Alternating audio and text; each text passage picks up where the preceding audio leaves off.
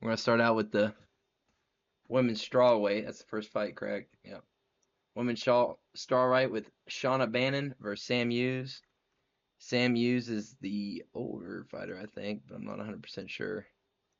Let me get something Yeah, popped up here, because I'll tell you right now, I hate not having, because I sometimes want to I say forget it's, age. I want to say it's 33-31. Okay, I'm gonna pick this up right. Put this right down here so I have it, because I always do that. I always say I want it, but I never do it. Yep. Yep. 33-31. All right. Sam Hughes is the older fighter. She's 2-3 in her last three fights. Uh, she takes more than she lands. Takedown defense 60%. 2 wins by knockout, 3 wins by submission, 3 first round finishes. Shauna Bannon. She has 2 wins by knockout, 1 first round finish, 43% takedown defense. She lands more than she absorbs, about 4.77 to 388. She's same as Sam Hughes. 2 out of her last three. One by submission, one by split, one by unanimous decision. I really don't like how Bannon fights. I like how Sam Hughes fights. I'm gonna take the older fighter in this one. I'm gonna take Sam Hughes by decision. What's your thoughts? Well, I'm with you there, man. Sam Hughes, I just found this out the other day. This is the first fight she's ever been favored in the UFC, and she's a 10-fight veteran, and she has a 5-5 record, which is kind of crazy. But she is favored in this fight, pretty decently sized. I agree completely with that. I can't believe Shaw Bannon has 2 UFC wins and she can claim she has that. I don't know if you could go either way on the Alice Arlene fight. And I saw she's listed as some like world kickboxing champion. She got head kicked by Pooja Tomar last fight and pulled this miraculous sub on bottom. So I got Sam Hughes all day. My only worry is she can dominate Shauna Bannon on the ground as long as she doesn't put herself in any dumb submissions. I'm a little hesitant on calling a decision, but I'm going to because I could definitely see a world where she gets like a ground and pound TKO. But I'm not. If she hasn't gotten a finish yet, I'm not going to venture to jump on the board of her getting one. So I'm going to go Sam Hughes by decision as well. Yeah, I didn't like watching Shauna Bannon fight. So I'm going against her. I think Hughes is a tougher fighter. Then we go on to Brad and Robert. Brad and Bobby over here fighting. Tavares versus Briszczek, whatever you want to say it. Briszczek. He has 11 wins by knockout, 1 by submission, 10 first-round finishes, 100% takedown defense. Does not say, 2.3 significant strikes landed. He gets hit a lot by 4.47. On the other hand, you got Brad Tavares, and he has 5 wins by knockout, 2 wins by submission, 5 first-round finishes. He lands more, 3.42, then he absorbs 3.28. He has an 82% takedown defense. He fought Park. I like Park. Is that Turtle? Is that Iron Turtle he fought? Iron Turtle. Yeah, I think I watched that fight. And he got beat by Rodriguez 2D, and he beat freaking Mershart, who is a bum. But let me see. Old Robert, he's just had the one fight against Patiera. I'm going to take Brad Tavares here just out of I like his tattoos more. I think he's just a better fighter. This guy just looks like a Giga Chad or just looks like an NPC over here. I don't know much about him, but I'm going with Brad Tavares on this. What's your actual breakdown on this fight? Yeah, so there's a bunch of people online, like on Instagram and everything. I don't understand why they'd make this fight. This fight makes zero sense. So this is why I think they made the fight. So Brad Tavares just like ran up his contract, and it didn't look like he was going to get re-signed. And all of a sudden, he got like a new 4-fight contract they just re-signed for. This is his first fight on the deal. And after his last fight against Gerald Mearshart, he actually tied the record with Michael Bisping for most wins in UFC middleweight history. Oh, wow. So I'm thinking they're trying to get him the record, and they gave him probably the most shit middleweight they have on the roster right now to get it done over. And this dude, if you are getting outstruck by E. Horpateria, who went like 2-7 in the UFC, and his other win was 49-year-old Mauricio Shogun Hua, there is no shot on picking you to beat Brad Tavares, who is a 26-fight veteran. He is a little older.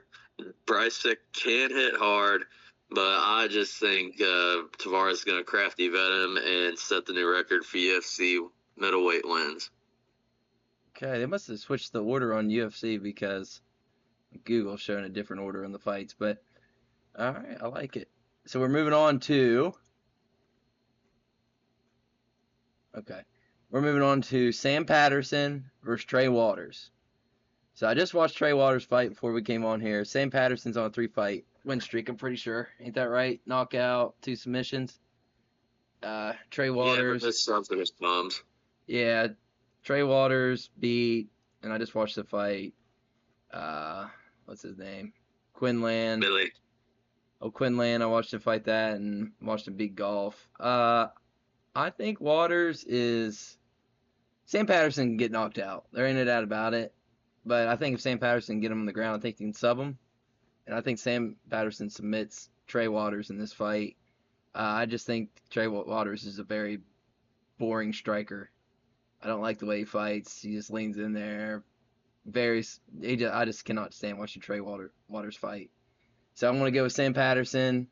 He could get chin. He likes to raise his chin whenever he gets out of there, so there's a very good chance of that.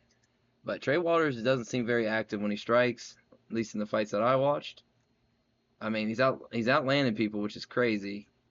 But I guess it's just throughout the whole fight, he's just always kind of going out. He doesn't really seem like he's too aggressive. Sam Patterson, I just like him. I just like Sam Patterson. It's one of my guys.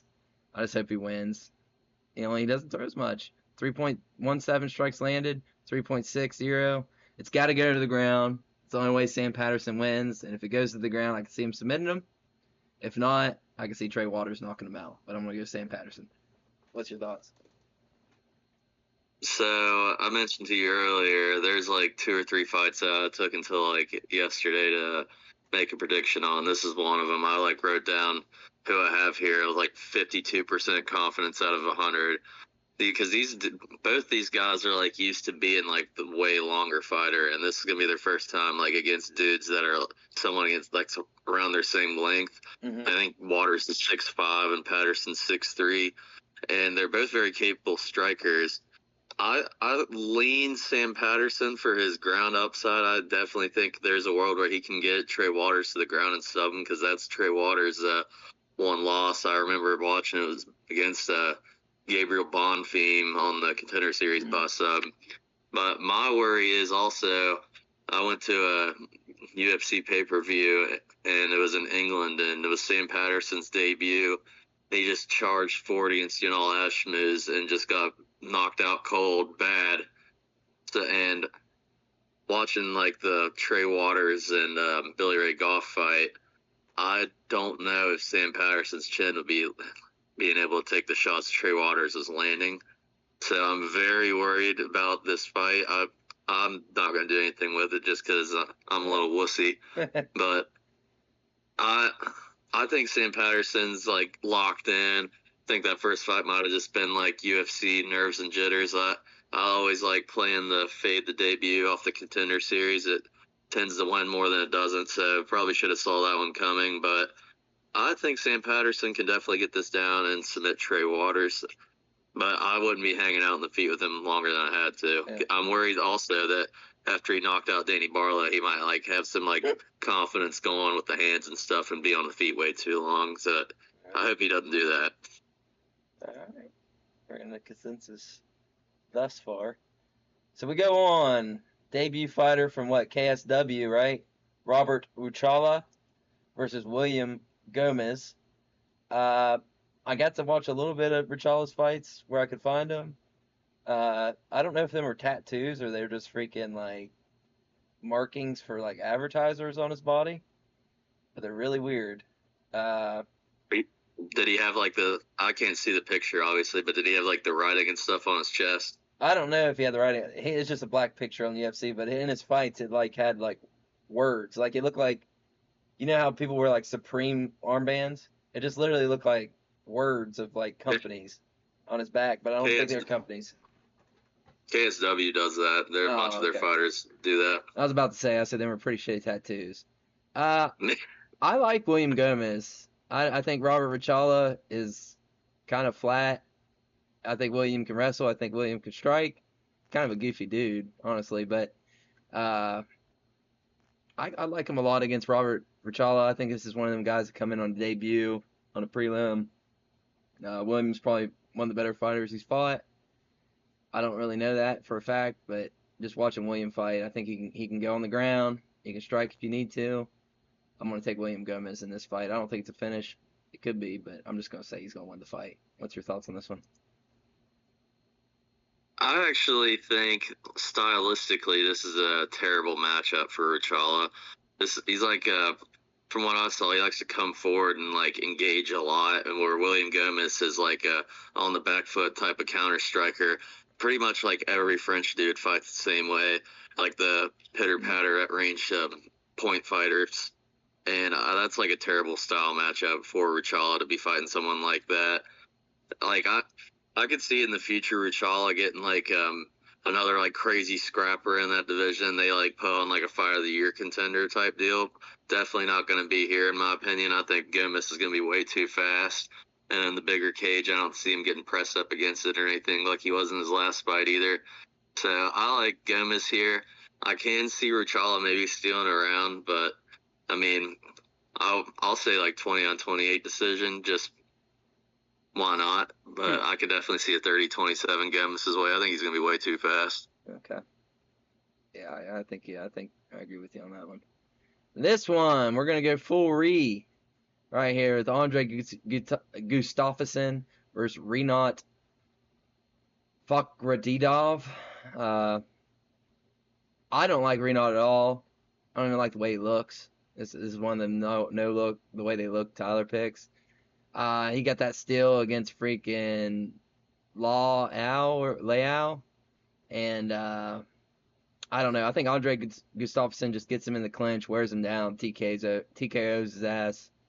I think that's a pretty lock. That's my lock. I think Andre finishes him, wears him out, gets him on the ground, ground and pound, just brute force, knees, elbows, whatever he's got to do. He's not going to get off of him. And Renat has not the best gas tank in the world, in my opinion, whenever you watch him fight. And so I could see this getting not even going past the second round, finishing the second round. What's your thoughts? Renat better start pressuring early and keep up a pace if he can even weather the storm. I mean, I am going to go heavily biased on this pick because I am a massive, I don't know if you're wanting me to say it, but he calls himself full retard. I'm just going to say it. But I'm as big of a fan as I can find it, or you can find of his. I think his style is like one of the worst ones that you can put against Renat because he'll just sit there and get you up against the cage and hit you with so much damage that I don't think Renat's the kind of guy that'll be able to withstand that. I think Renat's going to be spamming takedowns like he did against Brian Battle here. The only issue is I haven't really seen Gustafsson have to like work back from the bottom too much. Like, so if Renat does get him down, I'm curious to see where that would go. But he just gives me the vibes of someone that's just going to be still landing stuff from his back and just fighting. So, I mean, I really love seeing his gas tank withstand 15 minutes against Chaos Williams. That makes me a lot more confident in it. And where we have seen Renat get hurt in fights, I think a late TKO is going to come his way. I think it's going to be on the ground, too, if we're not, like, faded down, laying down there, just eating elbows. But I'm going Gustafsson. Yes, sir. All right, and now we have another debuter. We got Marcin Tybura versus Ante Delija. I think he's just an old dude. This Ante Delija. I mean, you read the comments. I watched a couple of his fights. I'm going to take the UFC fighter. Mars. I mean, I can just see him wrestling him. Honestly, I could see him also finishing with it, with a punch. but I'm going to take Mm-hmm. Tybura on this one. So what's your thoughts on this fight? Well, before I start, I just want to make sure. Um, I don't know if it's on there, but that new fight that got added, I don't know if I can't see your screen if it's on there or not. Who is it? The Sola and McKee fight. Yeah, it's on there. It should be around here somewhere. It's Okay. It's the next one. But I mean, I'm kind of there with you. I mean, picking UFC heavyweights is like playing Russian roulette with 3 bullets in the chamber. You never know what you're going to get. Might as well just throw a dart at the board and see what happens. But I've been trying to go with these debuters some. Hasn't been working out too well. Not saying that I'm not going to take a debuter on this card or anything like that, but it's definitely not going to be Deliha. I mean, the thing I will say though is Deliha isn't like the fat blobs that Tybura is beating right now. He's a way more in shape guy. He's got way more power in the hands than like Mick Parkin and stuff like that. But I mean, this is like 28-year-old Deliha. I'd probably go with him, but 35. Haven't seen him in a while. His recent wins are not impressive whatsoever. Tybura's taking dudes' O's and stuff. I like Tybura here, and I'll tell you what I even like more. I like this being the worst fight on the card. Yeah. I don't think this is going to be fun at all to watch. So this might be your proper piss break fight, but I'm going to go with Tybura. I like that. Do you know how old he is, Tybura? 39, right? Yeah, that's crazy.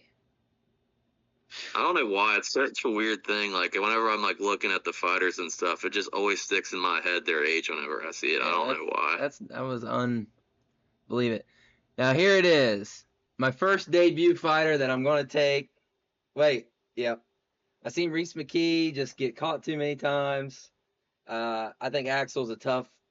The main reason I'm taking Axel is because it's takedown. I think he can take McKee to the ground if he wants to, and I think he's a better striker all around than Reese McKee.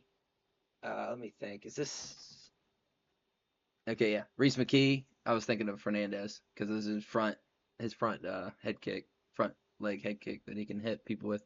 But Axel Sola, yeah, I just really like this dude. I think he's a better striker, and I think he can take McKee down. McKee does not impress me at all. I don't know. I'll just watch him fight, and he's not a guy that I'm like, dude, this is somebody that can be somebody. So I'm gonna go Axel Sola here. I'm gonna take the debut fighter. I'm gonna take him winning this fight. So this is the fight that I mentioned to you earlier. I had my bet, or I had my pick, and then I flipped it, and then I flipped it again. I'm gonna go with my original thought. I'm gonna take Reese McKee here.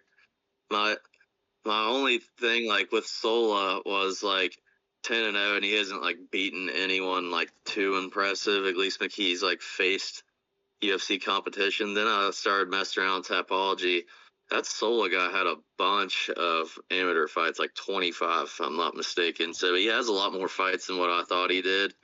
But another thing I noticed after that is this is up a weight class for him, where McKee's the natural welterweight, and Sola, I mean, I don't think his build screams like a big lightweight. I think he might look a little pudgy out there. And then I watched a couple of his fights. I can't remember the dude's name. I think it was his last fight, like Oluwaja or something weird.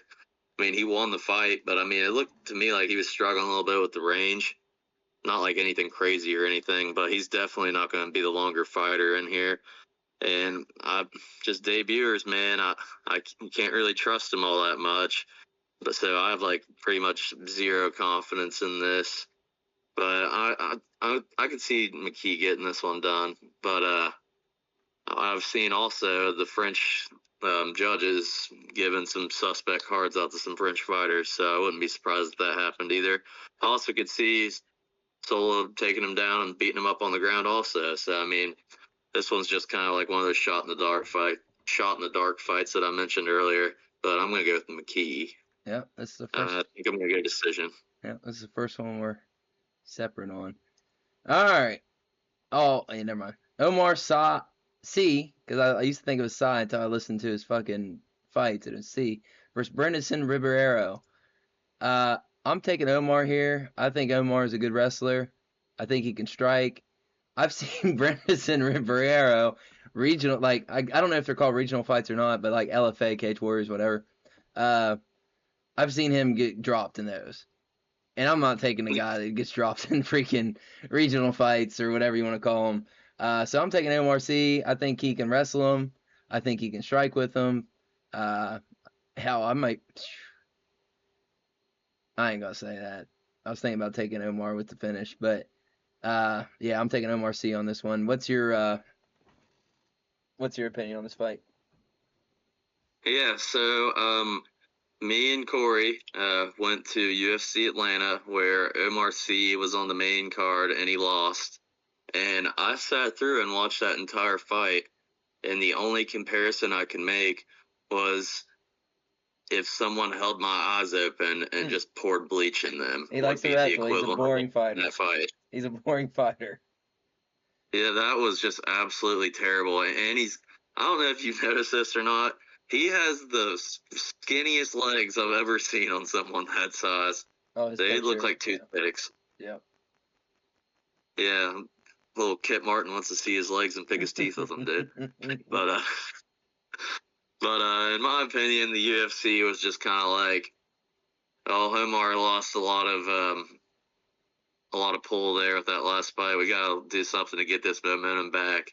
He's gonna fight on the Paris card. Who do we have at light heavyweight that we can showcase Umar against? And I feel like someone was just like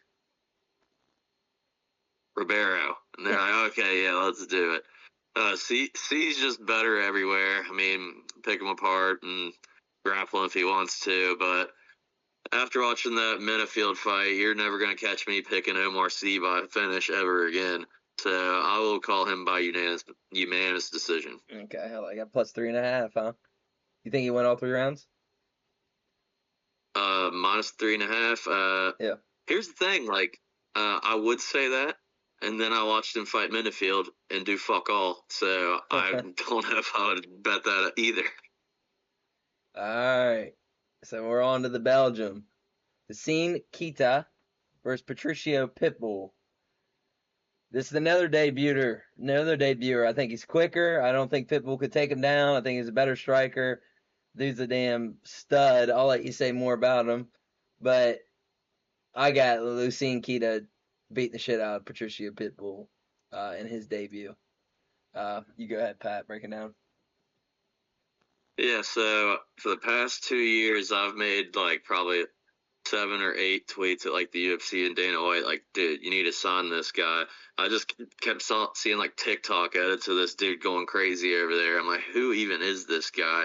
And I started watching more and more of him just because of like his little clips of him getting knockouts and stuff. I will say this. This is the debut I'm 100% taking. I'm big old Keita homer. I think he's destined for top 5 featherweight. I'll say this. I'm very shocked that Pitbull took this fight. He just fought against Dan Ige. I can't believe he agreed to do this. I view Keita as like, I'm not going to sit here and tell you he's going to be a champion or anything, but he matches up pretty well with everyone at the top of 145. He's kind of like a mix of he has like poise like Taporia in some aspects, but he also gets a little wild. Like whenever he's throwing overhands, he kind of reminds you like Joaquin Buckley. He's just like throwing everything he has into shots, and he can clip chins like that. And when he does, I think everyone at 45 better watch out. The one thing, if I watched back his last like 6 fights, and the one thing I will say though is he has been taken down against like 19-1 crazy record good grapplers. Pitbull is gonna look puny in there, I'm afraid. And even if Pitbull gets him down, I don't think he's going to be able to hold him down. I think he's way too athletic and explosive to be held down by Pitbull. If he does get taken out, he's just going to get up and keep beating the shit out of him. I think Keita by knockout. Damn. I want to show Pitbull some respect, so I won't say at the beginning of the first round, but I will say at the end of the first round, early second round, he's getting slept out cold. But if it wasn't Pitbull, I'd be way more confident. But Pitbull's such a blockhead that he might not get knocked out and just sit there and get beat up for 3 rounds. But I got Losane Keita all day long. And whenever did you see what the opening odds were? They didn't offer it on DraftKings. It was on like a couple books that I didn't I have. remember you They had mentioned it. Pitbull was minus 230 at one point. I was like, Now it's the opposite. It might be even higher now. Yeah, that's free money for anyone that got on that. So congratulations to everyone. But I think we're gonna be in for a real treat. Yeah. All right, and this fight's been canceled. Zion versus Fernandez. So we'll skip on over to that.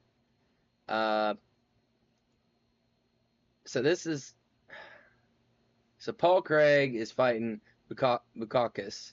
I want to call his name that. Bukakis or Bukakis. Close enough. Yeah, Paul Craig's a really good striker.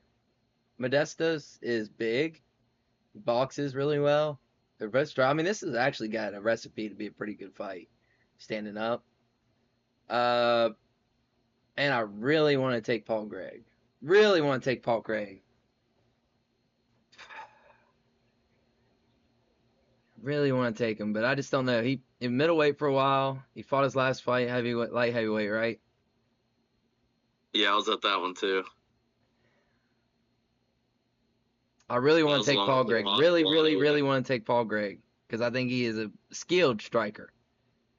But I think Modestas is tough, and I think Modestas can knock his ass out.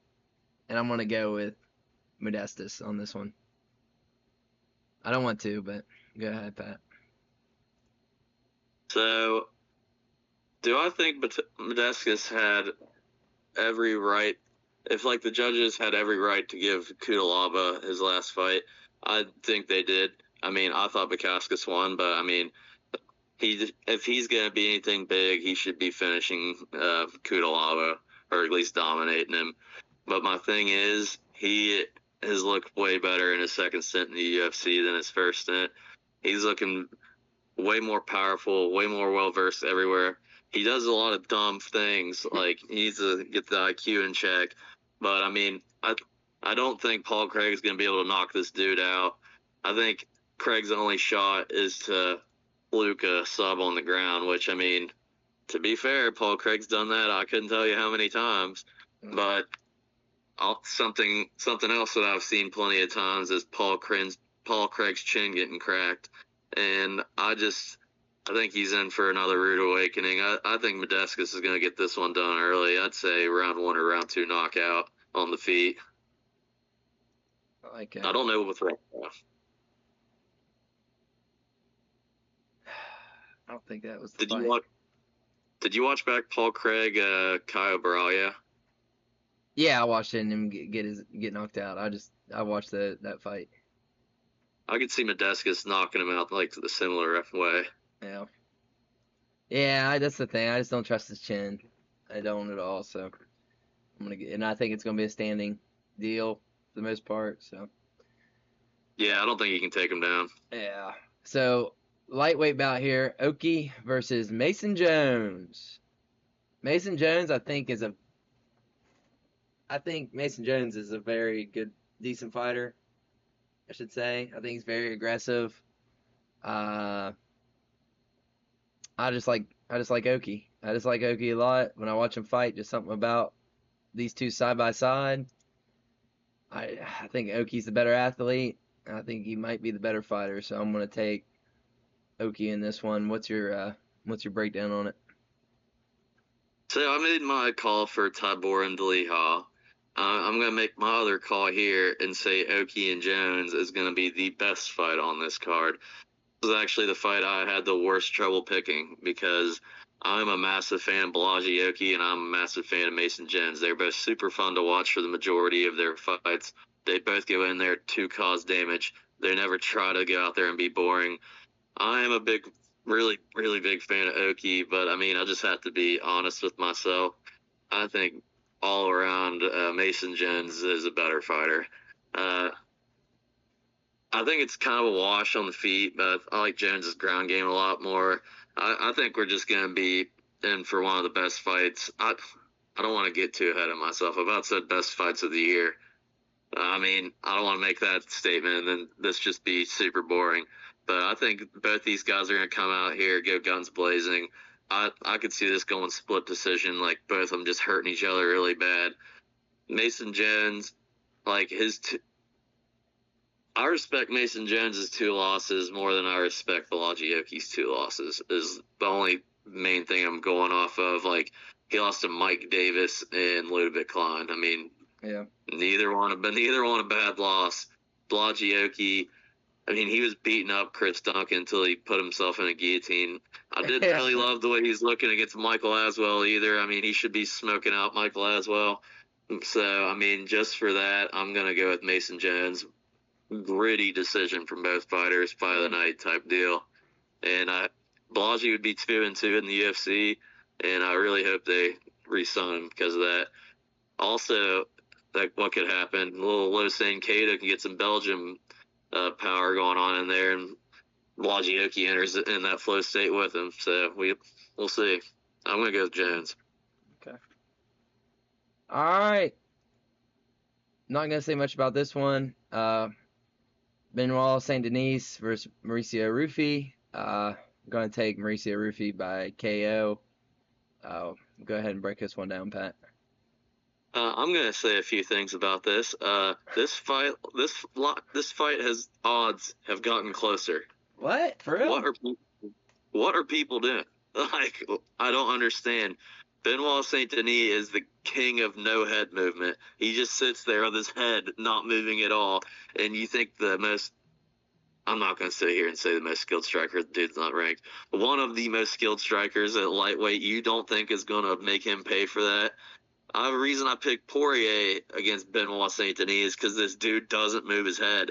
I mean, if he doesn't get takedowns on Rufy, he's going to get the absolute shit beat out of him for as long as his fight lasts. I could just see him landing like an absolute bomb on Benoit Saint Denis' chin to the point where he doesn't wake up for a couple minutes.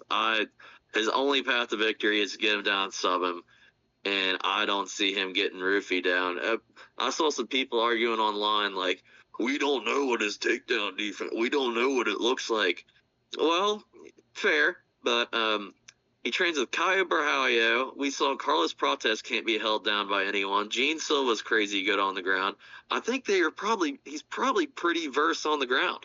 So I think Benoit is in a hell of a lot of trouble here, and I think he's getting slimed out in round 2. And might as well just give Rufy 50 extra K now, however you can. So do you think Rufy's just one of them fighters that no one knows yet? Like, the public don't really know too well yet until after this fight? Well, they knew him after, like, the Bobby Green fight. Yeah, but like, that was a prelim, wasn't it? You can, like...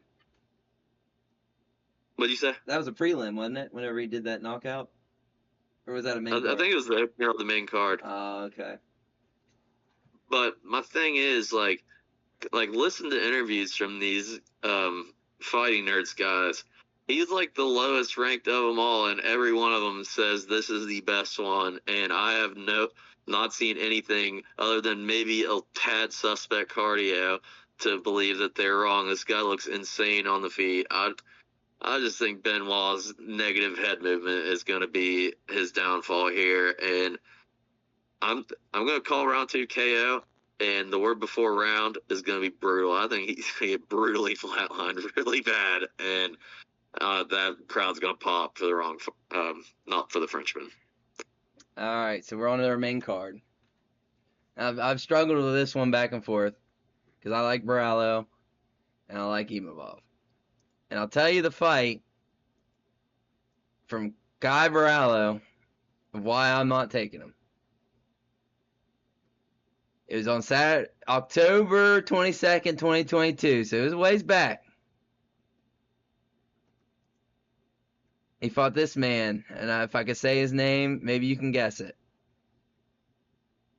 I have a guess in my head, even though I can't see it. What's it start with? Mahmoud Muradov. Oh, Mahmoud Muradov. I forgot about that fight. I watched that fight there, and it made me say I'm not taking Borralho. Long time ago, but I'm taking Imavov. Imavov's been here, done that. I think I like Borralho's fights. I looked through them here. I mean, Paul Gregg. I mean, Cannonier gave him a fight. And I look at Imavov. And I'm sitting here, man. I was like, man, I've watched Imavov fight some big fights. You know, Adesanya. Allen gave him a fight in the first round, but then he just dominated from there. Just watched it. He beat Cannonier, knocked him out. Daldy Roman beat him. Chris Curtis could not continue. I don't know what happened there. Strickland beat him. Unanimous decision.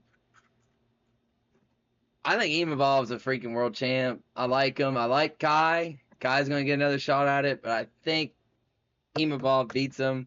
I was originally going to go with Kai, but I'm switching it up, and I'm going Nasruddin Imavov to beat Kai Borralho by decision. I will mention one thing that I'm worried about. I'm going Imavov as well. The one thing I really hated to see was how Brendan Allen took him down round one and held him there for 4 minutes, and he gave little to no effort to get back up. Kaio is a lot better fighter than Brendan Allen. He's a lot better striker. I don't want to say he has better submissions. I don't know about that, but I definitely think he has better wrestling. So if he can get Imavov down, do that same crap and just lay there, I could see this being a boring fight where Kaio gets it done. But I don't know. Here's another thing that's like making me wonder what's going to happen. I don't know if you saw what Dana White said about this fight or not. No. So Dana White said they're holding Hamzat out until next year, and they're doing this fight, and then in Vancouver they announced Rainer, DeRitter, and Fluffy are going to headline, and Dana said whoever wins in the best fashion is going to get the next title shot. So the winner of this fight isn't guaranteed a title shot. If they look boring, it's probably going to go to the other fight. So I'm wondering if this is going to make both these guys like abandon like their initial game plans and go in there and try to like go a little more crazy with it. But I can't like put that in my mind and like give that as a reason to change my opinion. I think this is going to be like a 48-47, 40-46 type fight. I am worried Kaio can get Imavov down and he just lays there and does nothing. However, I think Imavov is definitely the better striker here. And Damage wins fights. I think Imavov will stop Kyle Borralho from getting way too many takedowns that I'm like worried about him getting. I think it's going to kill the little double up for the fighting nerds, and France will at least this year get to cheer on the main event winner, unlike Benoit last year. So I'll go Imavov by decision here. Okay, I like him. So we're the same there. I really did think you were going to take Kai.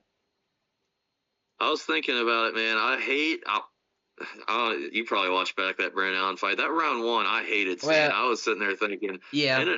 He literally did nothing other than just lay there, which, I mean, that's another reason why I don't want this dude to, I don't want to say I don't want him to win, but what's he going to do against Chimaev? Chimav's just going to sit there and spam takedowns on him. If he gets takedowns, he's just going to just fucking lay there? I mean, anybody's going to. I would fight back. Chimaev might not lose a fight the rest of his career. Man, I bet he's hoping for RDR to beat Fluffy. Fluffy would be the guy that I'd be worried about if I was him, because he got crazy gas tank. Yeah, maybe, but Fluffy's only 6 foot tall. Chimaev's just a beast. And Imavov is at least 6'3". But yeah, that first takedown, but the rest of the fight, he stuffed everything Brandon Allen had. Yeah, that first one was crazy, because I was like, damn, dude, I thought Imavov could keep off his back a little better than that. But after that first round, just finished that fight. He did a lot better, because I was like, dude, this is nuts. So, well, Allen kind of like death gassed a little bit too. Like he looked like he was like hard breathing after like the first minute of the second round. Like as soon as the takedowns got hard to come by, he didn't really have much going on. The one thing I will say about this card though, man, I'm trying to remember one.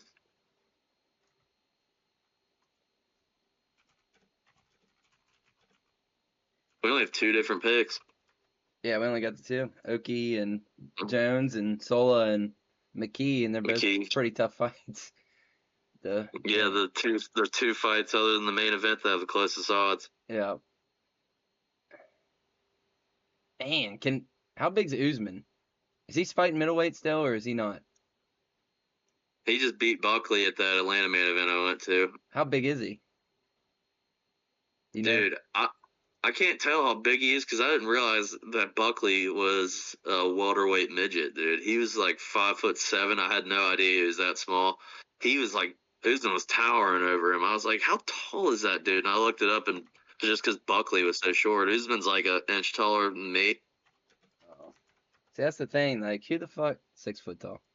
Yeah. Like, I'm sitting here looking. I'm like, man, who in the middleweight division can beat Chimaev? And man, you got anybody that you're like go down through here and be like, oh, that guy could. Fluffy's got a really good shot of if he starts, because it's going to be different than for most other people. Most people aren't going to want to engage in grappling with him. Fluffy's just going to sit there and spam takedowns on him while he's going to spam takedowns on him. I mean, if that tends to happen, I mean, I'm still going to pick Chimaev in that fight. Yeah. But that'd be a style that I'd be like curious to see how he would do against RDR. I mean, I think he'd just take him down, but RDR is huge. He's like the biggest dude. I think the winner of that fight would probably be his biggest test. If Kaio wins and he's the one that's the most exciting, I just don't really know what he would do to him. I mean, I think really see a path to victory. Drugged to the ground. I think they'd all, like you said. The only person that did is the only guy I feel confident to beat him is the guy that just fought him.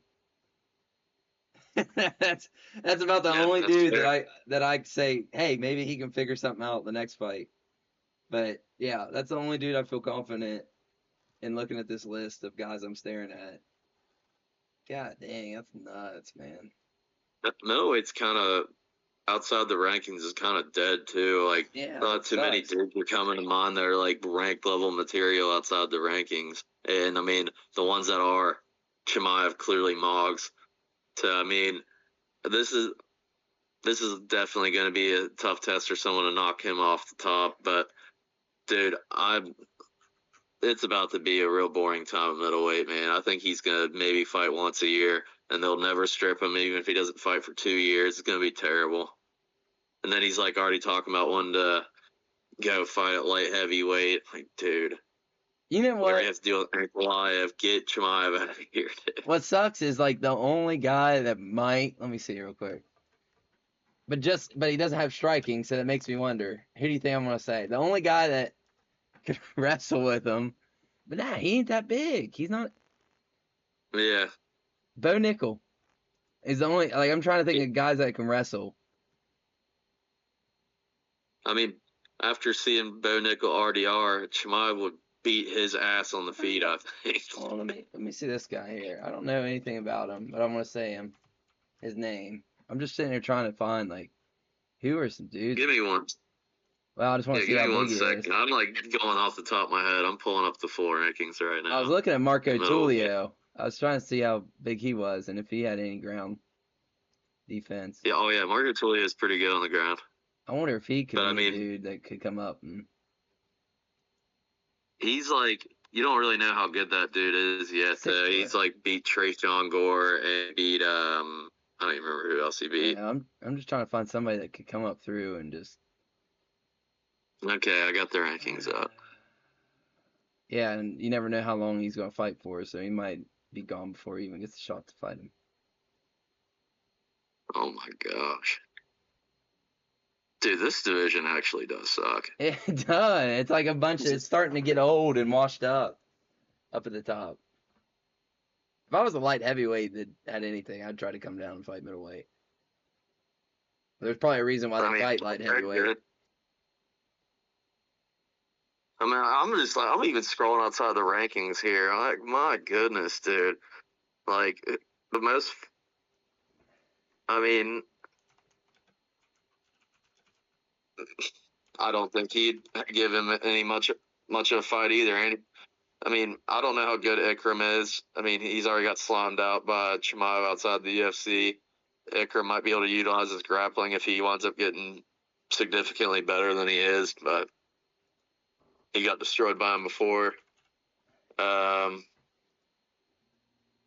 Man, There's he's like smaller than I thought he would there's be. no fun prospects at ultra middleweight. My goodness. I even went down to Let me see. welterweight to see if there's anybody in welterweight that could probably come up, and Jesus Christ. Nope. The only fun fighters not ranked at middleweight are Atiba Gautier, Bakoev, Tulio, CLD, McCall.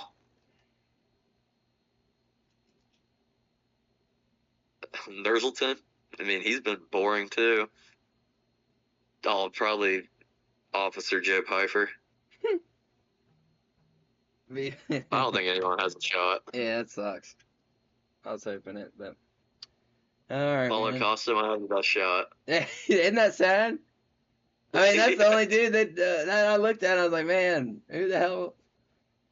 Oh, he's muscular enough. That's what I'm looking at. Like, who's strong enough to fight this mother man? But again, I mean, if Chimaev gets him down, I don't see Costa getting back up either. I just think this division's probably cooked. I mean, if Chimaev, you can have one boring decision, and I'm not going to get mad about it. But I mean, especially if it's a title fight and you're trying to win it. My God, if you're going to sit there and be that damn boring every fight, I don't know if I can take much of it. And he was getting pieced up standing up. That's what sucks. If DDP could have just figured out how to stuff some freaking takedowns. We're going to get back to a world where DDP and Chimaev 2 is probably going to happen. I mean, like, looking at the rankings, I mean, he's probably only going to need, like, well, he got 50-45, so he's probably going to need 2 wins. But, I mean, again... Why don't they just do, like, if Chimaev don't want to fight, why don't they just take the one guy they like out of both these fights, like Anthony Hernandez or something, make them fight DDP, because DDP needs to fight Hernandez. Just for takedown, whatever. What I called for before was a bunch of people online were screaming for this RDR Fluffy fight, which, I mean, it happened, fair enough. But, I mean, what, like, look at the top 5, dude. Like, what are we going to do? Drickus Izzy 2 or Strickland Izzy 2? Like, why are Drickus Whitaker 2? Like, why aren't we getting fresh people up here? Yeah. I don't think. Oh, dude. Drickus is probably going to call up MVP. That's probably what I would do. Just try to get a win. Of Just a guy that has some momentum. MVP on the ground. Yeah. I think Imavov, I mean, it'd be tough to keep him away from a title shot just because if he wins this fight, it's just hard for me to say, hey, this guy. You make him fight Anthony Hernandez after this. If you don't, I think Imavov, if he beats Kai, he's just fought the names up to this point.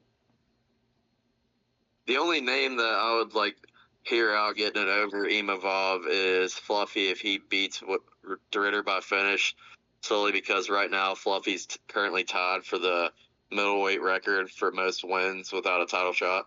Oh, wow. So if he beats Ritter, he currently holds the record for it. So, I mean, that's the only name I'm going to listen to over Imavov if he wins. I think he'll mog Imavov. I think he'll mog RDR. I think he will just whoop the shit out of him, without a doubt. After the Whitaker fight, like, I just don't see it happening. Even Drickus mentioned it. I've never seen someone enter a flow state like he did against Roman Dolidze. Like, Roman couldn't do shit. Yeah, it was just you take him down and just let him back up just to make him tired. It was crazy game plan, and RDR faded so bad against Whitaker. I just see him doing the same thing. I liked it. Yeah, Hernandez. I just want someone to beat Chimaev. So, whichever one of them two can do it, let's freaking do it. So, all right, man. I'm gonna get ready for my fantasy draft. Hey, man. Good luck. Oh, dude. Before you go, we had this